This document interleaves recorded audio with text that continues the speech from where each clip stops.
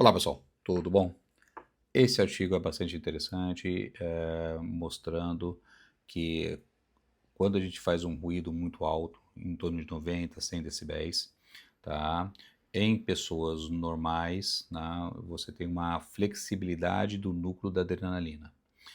Em pessoas que estão disfuncionais, como paciente de alguns clusters, um cluster de fibromialgia e a dor complexa regional, quando a gente faz o mesmo estímulo sonoro, né, acontece uma piora da resistência à dor da pessoa. Tá? Isso foi documentado pelo Dr. Peter Drummond já em 2013, tá? E quem é meu paciente já sabe o que eu faço, tá? Para provocar esse estresse, né, com barulho.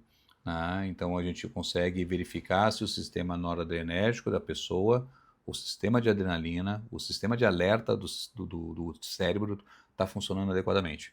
Se não está funcionando adequadamente, a gente consegue encontrar a arma certinha para poder ajustar esse núcleo, o que é bastante difícil, tá?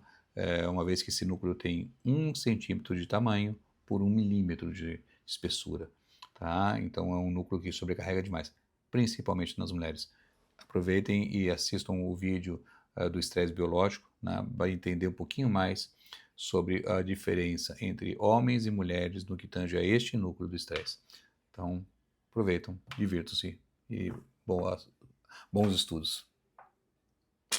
Sabe aquela sensação de quando se está sob muito estresse e qualquer barulhinho parece insuportável? Pois é, hoje a gente vai analisar uma pesquisa incrível que explica direitinho por que isso acontece. É uma experiência que quase todo mundo conhece e agora a ciência está começando a desvendar o mistério por trás dela.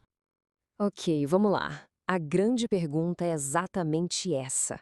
Por que o tic-tac do relógio ou uma simples conversa no fundo, de repente vira uma tortura quando a gente está no limite? A resposta, olha só que interessante, está na forma como o nosso cérebro decide o que merece ou não a nossa atenção. E para entender isso, a gente precisa conhecer o sistema que gerencia todo esse ambiente sensorial. Sim, existe uma parte do cérebro desenhada especificamente para essa tarefa. Então, conheçam a noripinefrina, ou NE, para facilitar. Pensa nela como se fosse o marca-texto oficial do cérebro. Num dia normal, ela é fantástica. Ela destaca os sons que realmente importam, tipo alguém chamando seu nome, e ao mesmo tempo abaixa o volume de todo o resto, como o barulho do ar-condicionado. É basicamente o nosso filtro de ruído natural. E aqui a gente vê o contraste de forma bem clara. Num cérebro saudável, esse sistema da norepinefrina é super dinâmico. Ele realça o que é relevante, filtra o que não é. Mas, sob estresse crônico, esse filtro simplesmente para de funcionar direito. O sistema perde a capacidade de discernir, e aí, de repente, tudo parece importante. Cada som começa a abrigar pela nossa atenção, e isso nos deixa num estado de alerta constante, super desgastante. Tá, mas como os cientistas sabem que é exatamente isso que acontece?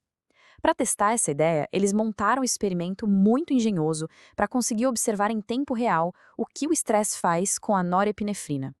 A pergunta que guiou a pesquisa foi bem direta e veio do artigo original de Kaganovski-Reznik. Será que o estresse repetido muda o jeito que a norepinefrina reage aos sons dentro do cérebro? Eles queriam basicamente ver o sistema em ação, sob pressão. E a metodologia que eles usaram foi assim de ficção científica. Primeiro usaram um sensor que faz a norepinefrina literalmente brilhar toda vez que é liberada. Depois, com um microscópio super potente, eles conseguiam assistir a esse show de luzes acontecer em tempo real, enquanto os camundongos ouviam sons de diferentes volumes. O estudo foi todo desenhado para fazer uma comparação direta, um antes e depois.